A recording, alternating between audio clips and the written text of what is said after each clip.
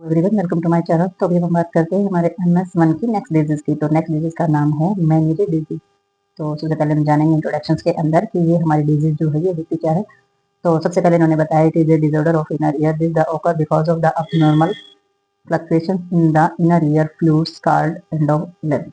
तो इन्होंने बताया ये एक तरीके का डिसऑर्डर है। हमारा डिसऑर्डर कहाँ का, ये इनर ईयर का। तो हमारा जो ईयर होता है उसके 3 पार्ट होते हैं, एक एक्सटर्नल होता है, एक मिडल होता है, एक इनर होता है। तो ये हमारा इनर ईयर के अंदर एक डिसऑर्डर कहा जाता है, क्योंकि इसमें जो अबनॉर्मल जो फ्लूइड होता है उसके अंदर अबनॉर्मल जो है फ्लक्चुएशंस होती रहती है, यानी कि उतार चढ़ाव होते रहते हैं एंडोलिम्फ जो हमारा फ्लूइड होता है उसके अंदर।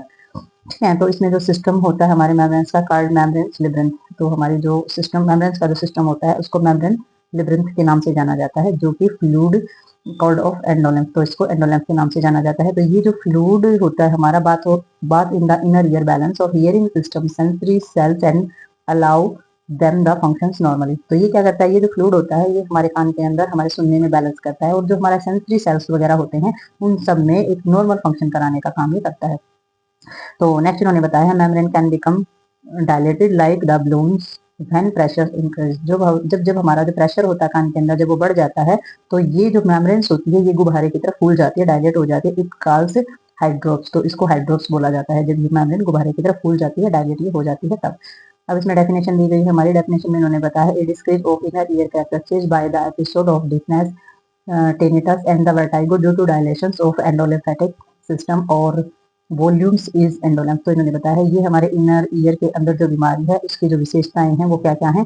बहरापन इससे हो जाता है, टेनिटस जैसी जो साउंड्स होती है हमारे टेनिंग जैसी वो हमारे आने स्टार्ट हो जाती है, वर्टाइगो वगैरह यानी कि चक्कर वगैरह आने स्टार्ट हो जाते हैं, और एंडोलिम्फ जो का जो सिस्टम होता है इसके अंदर हमारे एंडोलिम्फ वॉल्यूम जो है वो इंक्रीज हो जाती है इस एंडोलिम्फेटिक सिस्टम के अंदर। तो ये हमारी प्रॉब्लम रहती है।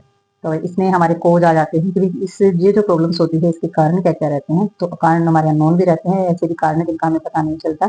एस्कीमिया होती है, एस्कीमिया यानी कि टिश्यू जो सेल को ऑक्सीजन की कमी हो जाना, वायरल इन्फेक्शन की वजह से भी हो सकता है, और एलर्जिक टॉक्सिसिटी के कारण भी हो सकता है, किसी भी जहरीलेपन या एलर्जी होने के कारण, और हैमरेज वगैरह के कारण भी हो सकता है। नेक्स्ट इसमें क्लिनिकल मैनिफेस्टेशन दिया गया ड्यूरिंग अटैक। तो अटैक के दौरान हमारा जो है डिजीनेस हो सकता है, वर्टाइगो हो सकता है, दोनों का मतलब ही चक्कर आना है इसमें। और टिनिटस हो सकती है, ये हमारी एक साउंड वेव होती है, एक फीलिंग होती है। और rheumatic during sudden motion of head, जब हम अपने सिर को अचानक से एक्टिव करते हैं, सर के अचानक से मूवमेंट्स करते हैं तो उसमें उल्टी आने का खतरा जो है वो रहता है। ये हम क्लिनिकल मैनिफेस्टेशन के अंदर ये चीजें हमारी देखी जाएंगी। तो नेक्स्ट देखते हैं इसमें हमारी आगे इसमें आ जाती है कारण इरिटेबिलिटी हो जाती है, लॉस ऑफ बैलेंस। तो बॉडी का बैलेंस बनाने में भी हमें दिक्कत होती है। Reduce hearing ability on involve side. तो जो हमारी इन्वॉल्व साइड होती है उसमें जो सुनने की जो एबिलिटी होती है वो कम हो जाती है, और इरिटेशन तो होती है। और आफ्टर अटैक उन्होंने बताया patient behave normally and may continue working. तो जो अब जो पेशेंट होता है उसका जो बिहेवियर होता है वो थोड़ा सा नॉर्मली कैसा हो जाता है कि वो लगातार काम ही करता रहता है, वो रेस्ट नहीं करता है, तो काम पे लगा रहता है, कंटिन्यूटी इसकी चलती रहती है। ऑन ऑन कंप्लेंट में भी the tinnitus and implant hearing. तो ओनली जो इसकी कंप्लेंट जो आती है वो यही आती है कि जो साउंड है वो टिनिटस की साउंड जो है वो हमारी कान के अंदर होती है, और जो हियरिंग होती है यानी कि सुनने की जो कमी है वो भी महसूस उसके अंदर होती है। नेक्स्ट इसमें हो जाता है डायग्नोस्टिक एवल्यूशन। तो इसमें साइन और सिम्टम्स जो होते हैं वो चेक किए जाएंगे। फिजिकल एग्जामिनेशन इसके अंदर कराया जाएगा, और जो हमारी ऑडियोमेट्री यानी कि हमारी ऑडियोटरी कैनाल्स जो होती है उसके अंदर की जो चीजें हैं वो चेक की जाएगी। डेटरमाइन हियरिंग लॉस, और उसे पता किया जाएगा कि भी हमारा सुनने में कितना लॉस हुआ है। और एंडो कैप्लोग्राफी जो है वो की जाती है, यानी कि एंडोकैप्लोग्राफी यानी कि वहाँ के जो ग्लैंड्स वगैरह होते हैं, सेक्रेशंस वगैरह होते हैं हार्मोन्स के, उन सारी के सारी चीजों के बारे में पता लगाया जाता है। नेक्स्ट हमारे इसके अंदर हो जाता है कॉम्प्लिकेशन। तो कॉम्प्लिकेशंस के अंदर इनरिवर्सिबल हियरिंग लॉस हो जाता है, यानी कि ऐसा हियरिंग लॉस जो फिर से दोबारा से ठीक नहीं हो सकता, डिसेबिलिटी हो सकती है, ठीक अपंगता हम जिसको बोल सकते हैं। और जो हमारी इंजरीज ड्यू टू फॉल, गिरने वगैरह से चोट वगैरह लग जाती है, और social isolation due to vertigo. तो इसमें हमारे चक्कर आने की वजह से सोशल आइसोलेशन भी हो सकता है, यानी कि किसी से मिलना जुलना बाहर जाना भी बंद हो सकता है। तो ये भी चीज इसके अंदर रहती है। तो नेक्स्ट हम इसके अंदर देखेंगे मैनेजमेंट।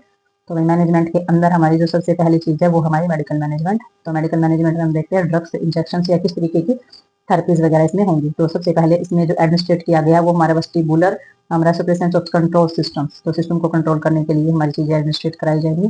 नकलाइजिन अप टू इसमें 25 ग्राम जो है वो दी जाएगी 4 टाइम दिन में 4 बार। ये हमारी टैबलेट्स जो है 25 ग्राम की हमारी दी जाएगी। और इसके अंदर डिपेनाहाइड्रोमाइंस जो है ये दी जाएगी, और ये बेनाड्री 25 से 50 mg की दी जाती है, और ये दिन में 3 बार दी जाएगी। तो ये हमारी दवाइयाँ हैं। ड्यूरेटिक दी जाती है जो यूरिन से संबंधित होती हैं, ये हमारी आ जाती है फ्यूरोसेमाइड्स जो है ये दिया जाता है ड्रग्स हमारा।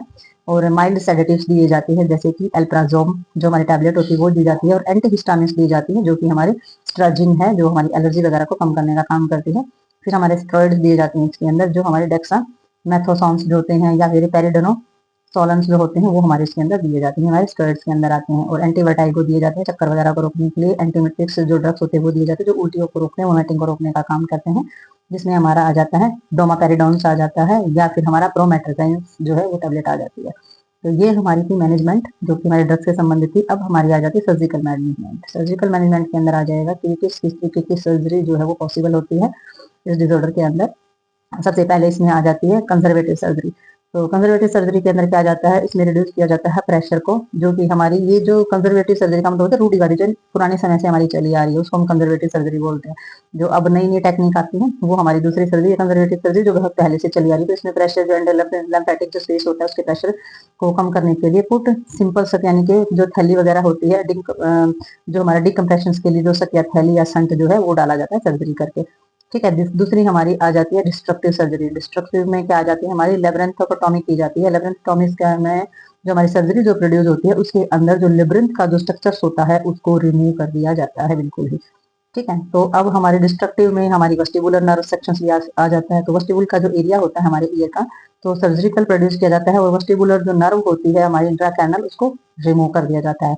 तो लेब्रिंथ एरिया कौन सा होता है, वेस्टिबुलर एरिया कौन सा होता है, एंडोलिम्फ क्या होता है, ये सारी की सारी चीजें जब आपको तब पता चलेंगे जब आप फर्स्ट ईयर की एनाटॉमी के बारे में अच्छे से जाना होगा आपने, तो वहां से पता चलता है, इसलिए एनाटॉमी करनी बहुत ज्यादा इंपॉर्टेंट होती है। ठीक है, तो ये हमारे सर्जिकल मैनेजमेंट इसके अंदर आगे आ गया हमारा नर्सिंग मैनेजमेंट। तो नर्सिंग मैनेजमेंट के अंदर हम क्या करेंगे, नर्स को किन किन चीजों का ध्यान रखना है, वो सीवियरिटी जो हमारी अटैक की जो सीवियरिटी होती है सारी की सारी जो फ्रीक्वेंसी होती है उसको एसेस करेगी।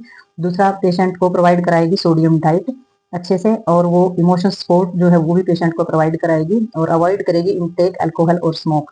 ठीक है, शराब और जो हमारी धुएं की जो चीजें होती हैं बीड़ी सिगरेट उन सभी को बोलेगी कि उनसे दूर रहे। एडवाइस देगी और रिस्ट्रिक्शंस रखेगी सडन मूवमेंट ऑफ हेड। तो वो ये भी एडवाइस देगी कि आपने जो सर है आपका उसकी अचानक से किसी भी तरीके की मूवमेंट्स नहीं करनी है, हिलाना डुलाना नहीं है ज्यादा। एडवाइस देगी restrictions reading and writing light, तो वो बताएगी कि आपको कुछ भी पढ़ना नहीं है और तेज लाइट में आपको नहीं जाना है। तो इन सभी चीजों पर वो पाबंदी भी लगाएगी और इन सभी चीजों के लिए पेशेंट को सलाह भी देगी। तो आगे देखते हैं हम। तो वही और पेशेंट को बताएगी वो पुट बेड साइड रेल्स, तो वो हमारा क्या करेगी, बेड के साइड में जो रेलिंग लगी होती है जो पाइपें लगी होती है उनका ध्यान रखेगी। प्रोवाइड कराएगी जनरल केयर पेशेंट को, एसेस करेगी वर्टाइगोज चक्कर वगैरह तो नहीं आ रही हैं, और उसकी सारी की सारी हिस्ट्री ऑन साइड जो हिस्ट्री होती है वो इंक्लूड करेगी, जिसमें हमारी ड्यूरेशन होती है, फ्रीक्वेंसी होती है, प्रेजेंस ऑफ सिम्टम से रिलेटेड हियरिंग लॉस या फिर टिनिटस, तो ये सारी की सारी हिस्ट्री को कलेक्ट करेगी, इनमें से कोई प्रॉब्लम तो नहीं है और है तो कितनी है, वो सारे के सारे साइन और सिम्टम चेक करेगी। फिर इंकरेज करेगी पेशेंट को डाउन फीलिंग डिजीनेस, अगर चक्कर वगैरह की फीलिंग उसे आ रही है तो side railing bed should be the raised during attack. तो किसी इस तरीके का अगर कोई अटैक आ रहा है कि उसको पेशेंट को चक्कर आने स्टार्ट हो रहे हैं तो जो उसकी रेलिंग होती है बेड की उसको अपर करेगी यानी कि ऊपर की तरफ करेगी ताकि वो गिरे ना। इंस्ट्रक्शंस देगी पेशेंट को और उसके परिवार को कि वो पिलो वगैरह जो है वो दोनों साइड पेशेंट के रखें ताकि वो मोशन करे या फिर वो करवट बदले तो वो गिरे ना। ठीक है, तो ये सारी की सारी जो चीजें होती हैं ये हमारे पेशेंट को प्रोटेक्शन प्रोवाइड करने के लिए बताई जाती हैं, जो कि फैमिली को बताई जाती है, फैमिली इस चीज का ध्यान रखें। और we should help patient determine of the aura produce of the connection से एनी अटैक, तो आपने ध्यान रखना है और आपने हेल्प करनी चाहिए पेशेंट की जब इस तरीके का ओरा या इस तरीके की आभा नजर आए कि पेशेंट को चक्कर आने की सिचुएशन है या अटैक आने की सिचुएशन है तो। ठीक है, तो अभी नेक्स्ट आपने इंस्ट्रक्शंस देने हैं पेशेंट को कि कीप ओपन इज आइज, अपनी आंखें खुली रखे, और straight ahead will line down and the experiencing vertigo, अगर उसे किसी भी तरीके का अनुभव हो रहा है, चक्कर आने का अनुभव हो रहा है तो पेशेंट को बताए वो अपनी आंखें खोले, वो सामने सीधा देखता रहे और अपना जो बेड है उस पर आराम से लेट जाए अगर उसे चक्कर वगैरह की फीलिंग्स हो रही है, चक्कर वगैरह आने वाले हैं तो। नेक्स्ट आप बताएंगे कि प्रोवाइड कराए पेशेंट को क्वाइट सेफ एंड कंफर्टेबल और हैजर्ड एनवायरनमेंट ऑफ पेशेंट, किसी प्रकार का जो पेशेंट को किसी प्रकार का एनवायरनमेंट से प्रॉब्लम है तो उसे कंफर्ट सेफली और जो आरामदायक स्थिति है वो आपने देनी है। आपको पेशेंट को टीच करना है सेफली मेजर जो है वो सारे के सारे समझाने हैं वर्टाइगो अटैक को लेकर के, चक्कर आने की चीजों को लेकर के सेफ्टी मेजर बताएंगे। ये नहीं कि वो कहीं भी अकेला ऐसे ही कभी भी कहीं निकल जाए, उसने सारे के सारे अपने प्रबंध करके रखने हैं। अगर वो बेडरूम में है तो बेड की रेलिंग वगैरह है, उसे चक्कर आ रहे तो उसे वहीं पर बैठ जाना चाहिए, आंखें बंद नहीं करनी चाहिए। तो ऐसे सारे सेफ्टी मेजर जो होते हैं वो सभी आपने पेशेंट को समझाने हैं, टीच करना है, सारी की सारी एक्टिविटी बतानी है पेशेंट को। वर्टाइगो जो मिनिमल चीजें होती है, रेस्ट ड्यूरिंग अटैक, इसमें अटैक के दौरान या उसे फीलिंग होती है जो वर्टाइगो की चक्कर आने की तो उसने क्या करना है, लेट जाना है, रेस्ट करना है। मेक सेफ और quite environment around the patient, तो पेशेंट के चारों ओर जो है बिल्कुल शांतिपूर्वक इन्वायरमेंट बनाना है जो कि उसके लिए सेफ है। नेक्स्ट फिर पेशेंट जो नर्स होती है उसको नर्सिंग डायग्नोस के अंदर चेक क्या करेगी पेशेंट के अंदर, वो सारा का सारा risk for injury related to vertigo imbalance से एंडोलिम्फेटिक सिस्टम, तो हमारे एंडोलिम्फेटिक सिस्टम के इम्बैलेंस होने की वजह से अगर किसी प्रकार का चक्कर से रिलेटेड कोई चोट लगने का अगर खतरा है तो वो भी सारा चेक करना है। और दूसरा हमारा वोमिटिंग से रिलेटेड जो डिफिशिएट वॉल्यूम होती है फ्लूइड की, वो भी हमने देखनी कि वोमिटिंग बहुत ज्यादा हो रही है, तो ऐसा ना हो कि फ्लूइड की कमी हो जाए बॉडी के अंदर या डिहाइड्रेशन हो जाए, तो उन चीजों का भी ध्यान रखना है। डिजीज प्रोसेस से रिलेटेड जो उसको बेचैनी वगैरह होती है बीमारी के प्रोसेस को लेकर के, तो उस बारे में भी चेक करना है। और हमारी जो डीफनेस है यानी कि बहरापन है उससे रिलेटेड जो कम्युनिकेशन के अंदर हानि हो जाती है, बातचीत करने के अंदर जो हानि हो जाती है, तो उसके बारे में भी आप जरूर देखेंगे। और इसमें बीमारी से रिलेटेड कॉपिंग फैमिली और इनइफेक्टिव, तो सारी की सारी इनइफेक्टिव चीजें देखेंगे जो कि बीमारी से रिलेटेड है और फैमिली के लिए प्रॉब्लम्स है, तो वो सारी की सारी चीजें जो है, जो अप्रभावित चीजें हैं जो फैमिली के अंदर, वो सारी की सारी आपने चेक करनी है। तो ये हमारी डिजीज होती है, यही पर मिलते हैं नेक्स्ट डिजीज में और नेक्स्ट वीडियो के साथ, तब तक के लिए बाय बाय।